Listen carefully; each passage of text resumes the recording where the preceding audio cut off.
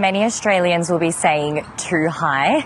According to the NRMA, prices have been, fluctuations aside, consistently rising and breaking numerous records for the past 2 years. And that's really been since the start of the Russian-Ukraine war and how that has started impacting international oil prices. Now, just last month, Sydney recorded its highest ever daily average for regular unleaded petrol at an average of $2.23 a litre. And that's quite alarming, and it's not isolated. We also saw in other capital cities, Brisbane, Melbourne, Adelaide, all reaching daily averages of more than $2.25 a litre. And as I was saying, those high prices at the moment being blamed on a sustained high international oil price and the low Australian dollar.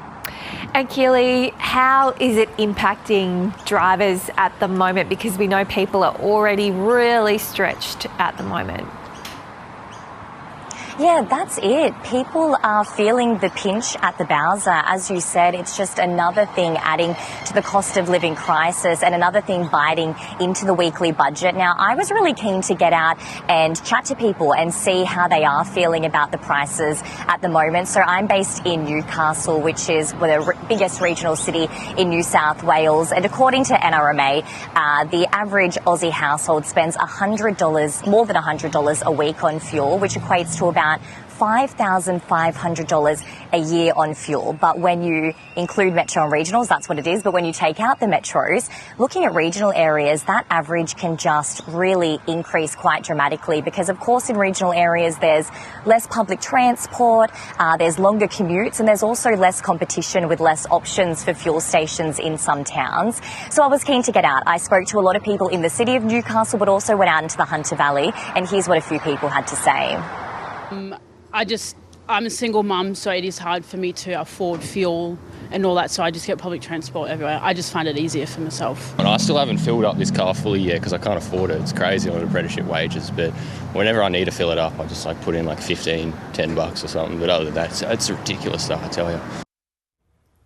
Yeah, Keely, a lot of people feeling the pinch there. Any tips for consumers to find cheap fuel? I've been hearing from people who in regional areas notice a really big price difference when they come into the city.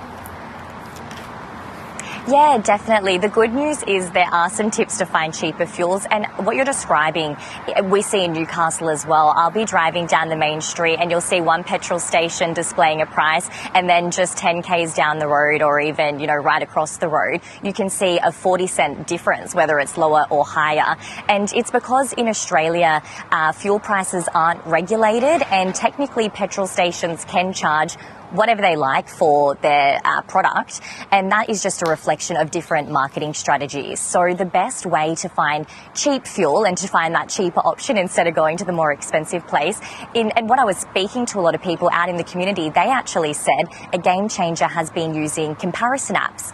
Now in New South Wales, the New South Wales government has the Fuel Check app and website, and it basically shows you, a bunch of different petrol stations in your area and how much they're charging for their fuel, so the consumer has the power to see what they're choosing. And when you're driving along, you don't go, should I fill up here or should I wait 5 k's and see what the next one is offering? You can actually look in real time and see what prices, is the cheapest. So that has been a real game changer, and that's a requirement in New South Wales for petrol stations to upload their prices in real time, and a form of legislation similar to that has been rolled out in every state and territory across Australia besides in Victoria. But there's a bunch of different apps, government branded and also crowdsourcing apps. So, the NRMA recommends to use the apps, and they're really important.